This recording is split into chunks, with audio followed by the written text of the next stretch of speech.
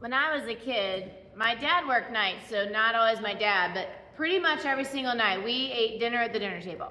My mom would get off work around 3:30. She'd come home and say, don't talk to me until she takes her walk. And then after she got back from her walk, she'd make dinner and we would sit as a family at the dinner table.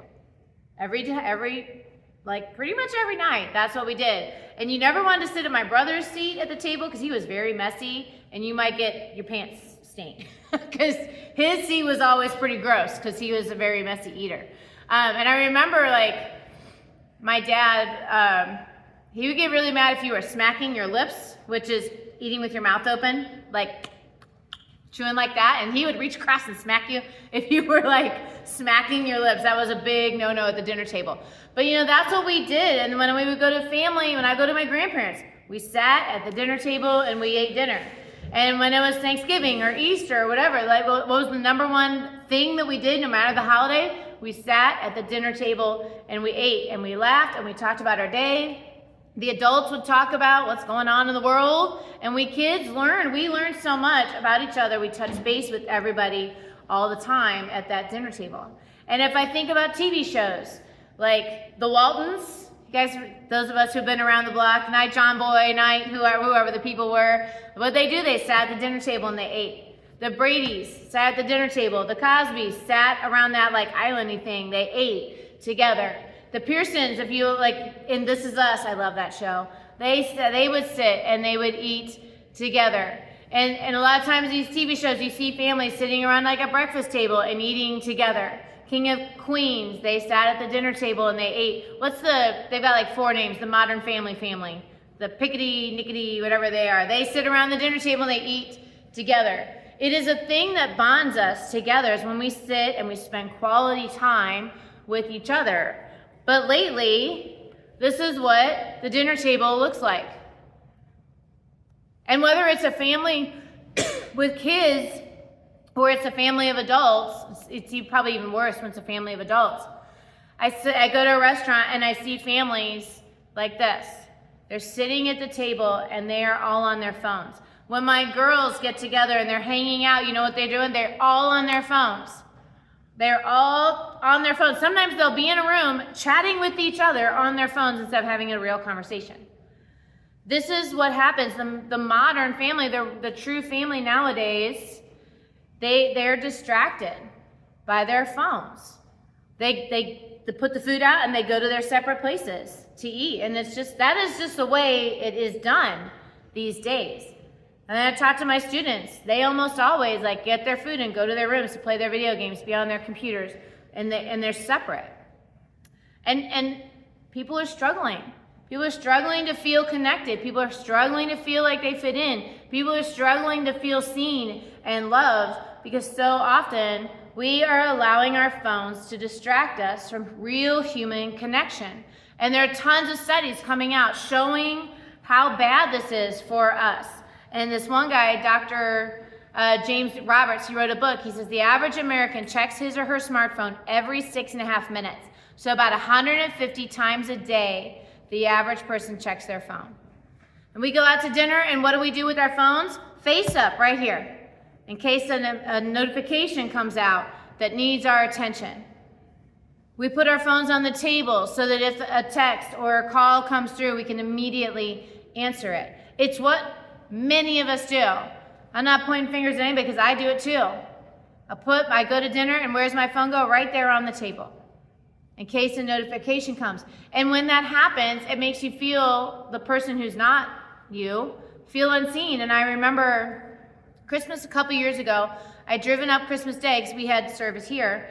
And I get there for dinner and I'm excited to be able to be with my family for Christmas. I don't get to see my parents that often because they live so far away. And I drive up and Mom had cooked dinner and we sit down and I'm all excited to have dinner and have some one-on-one quality time with my parents, and the phone rings. And my dad cannot resist a ringing phone. He answers it almost every time. And it's my cousins. They're married and they had already done their Christmas because they got to be together in the morning, unlike us.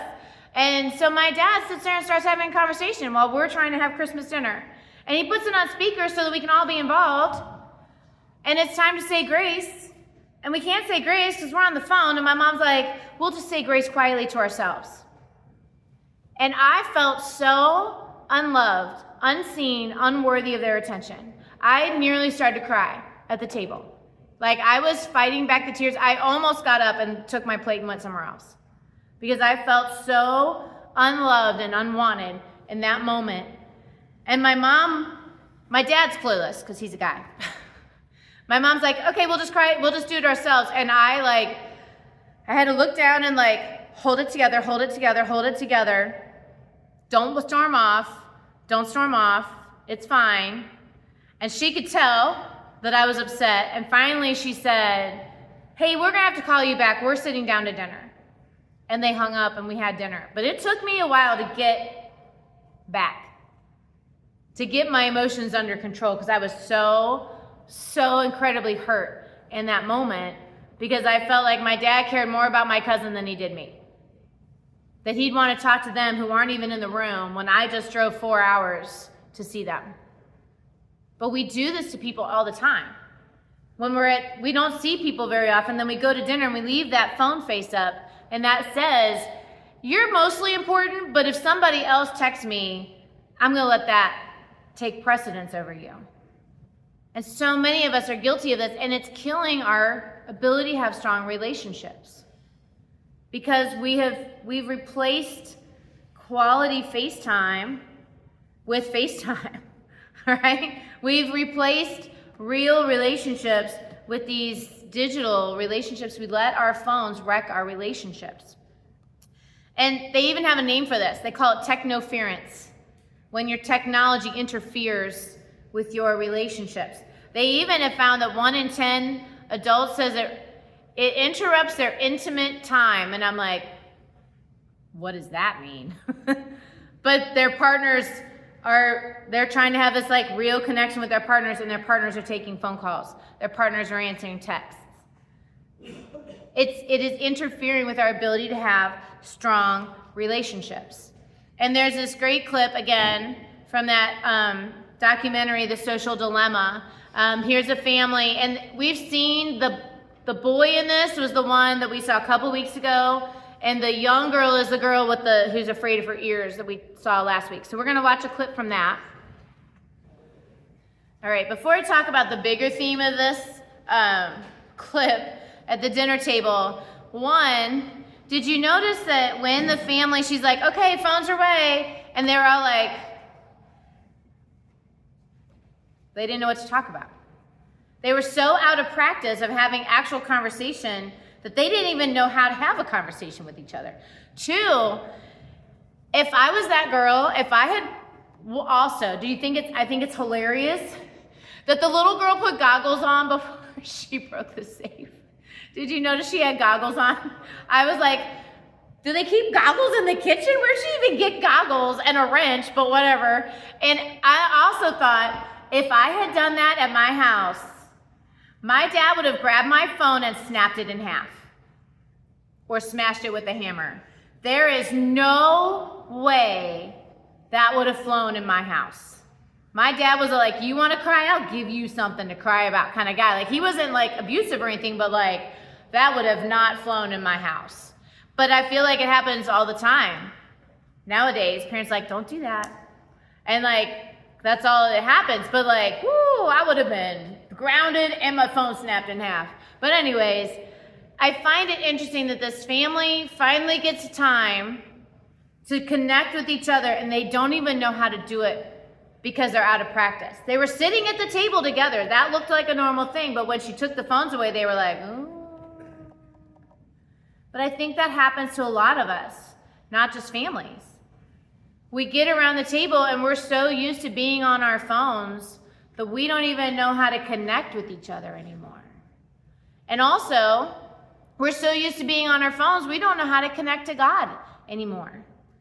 God shows us how to have good relationships. God demonstrates to us how to have good relationships. And one of the very first things God did when he made mankind, he made him a partner. If you look at the creation story, God made the earth and the light and the animals and the birds and the trees, and it was all good. And then he made a man, and there was just one of them. And he's like, all right, good job. He's awesome, but he's lonely. And so the first thing that God did for Adam, the very first thing that God did for Adam was give him a helper. He said, it's not good for man to be alone. I'm going to give him a helper, a companion. We are made to have relationships. We are made to be in relationships with people, strong relationships. You know what God did with Adam before Adam messed it all up? God walked in the cool of the night with Adam. They hung out every day. They went for walks. Can you imagine if while God and Adam were walking, Adam kept checking his phone every time he got a Snapchat, every time he got a beep from his Facebook or his Instagram or a text message? Can you imagine walking with God and the phone rings, you're like, hold on, God, I got to take this. But we do it to God all the time because he's not physically standing there. We have, I'll spend some quality time with God, but let me check my Facebook first. I'll spend some quality time with God, but I want to watch this funny YouTube video. Oh, I should spend some quality time with God, but let me check my Instagram first.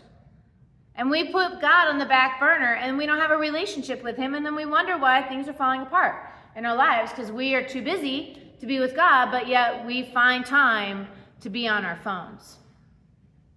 And if you look at the mega story of God's people, God came down this guy, Abraham. He's like, I want to be with you and have a relationship with you. And that was good and everything was fine. But then eventually God's people got busy and they got distracted and they started doing what they wanted. And so then God had to take him out in the desert and give him some new rules. And what was the first rule that he said? You shall have no gods before me. You should not make for yourself an idol in the form of anything in heaven above or earth below. You shall not bow down and worship them. Now, when we read this, I think about little statues, because they actually used to have little statues that represented the gods, and they would give them a coin, and they light a candle, and bow down and worship them. And we're like, I don't do that. But how often are you on your phone? An idol is something you put before God. An idol is something that you replace with God. An idol is something that you can't live without. In that video, the guy says there are two kinds of people. People who check their phone before they pee and people who check their phone while they pee. To me, that's an idol. If you've got to check it before you go to the bathroom or while you're in the bathroom, that's an idol that you're worshiping. If you put it in front of quality relationships with your friends and family, that's an idol. If you put it before your relationship with God and it is interfering and distracting you from a relationship with God, it's an idol and you're worshiping it. And so many of us have come to worship our phones, to worship social media, to worship YouTube, Netflix, Disney Plus, Hulu, Xbox, whatever. We are worshiping these other things when we put them before God, we put them before our family. So what is the idol that you're worshiping? What is getting in the way of your relationship with God? What are you allowing to check, to be there in front of your relationship with God and your relationship with others? Even Jesus had this problem. And they didn't have smartphones back then. Jesus was hanging out with his guys. Jesus had a relationship with his guys. You guys, Jesus was an amazing teacher. He didn't need anybody's help. He could have just gone town to town and taught by himself. But you know what he did? He got a group of dudes. He had his 12 guys, and they went around and worked together. They hung out together. They ate together. They camped out together. They did all these things together. They had solid relationships. Can you imagine if they sat down at the dinner table and while they're talking to Jesus, hanging out with Jesus, their phone chirps and they pick it up. Hold on, Jesus, I gotta take this text. Instead of hanging out with Jesus at the fireside, they're checking their YouTube videos. And he said, you've got to spend time with God. And so there's this one time, he goes to these two ladies live together, they're sisters, and they live together. And they're really excited because Jesus, they knew at the time who Jesus was. They're the Messiah. Jesus has come to our house. This is awesome. And the two women have two different responses. There's Mary and Martha. So Martha was distracted. She's preparing things. She comes out. Mary's basically sitting at Jesus' feet just talking. And Martha is doing all the work. She's working. And she's distracted, making preparations. She comes up, she's like, Jesus, don't you care that my stupid sister's sitting here listening to you, making me do all the work? Tell her to get off her butt and help me. And Jesus says, Martha, you're worried and upset about many things, but few are needed, and indeed only one is necessary. Mary has chosen better, and I'm not going to take that away from her. He's like, Martha, chill out. I don't need everything to be perfect.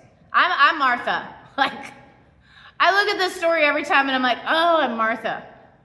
If Jesus came to my house, you bet I would be cleaning, I would be cooking, I would be trying to make everything perfect for Jesus. And if my stupid sister was sitting there doing nothing but listening, I'd be like, what the heck? Can you not help me? I would totally be Martha. And Jesus says, Martha, relax. Mary understands what's most important. And what's most important is a relationship. What's most important is to put God first. What's most important is to spend time with me. It doesn't have to be perfect. Life doesn't have to be perfect. I don't need a fancy spread. Open up a can of soup. I don't care, whatever. Like, you got a hunk of cheese and some crackers somewhere. That's fine. I don't know that that's a meal, but Jesus would have been fine with it. Spend time with God. If your relationship with God isn't strong, it's probably because you have let something distract you. It says here, Martha was distracted.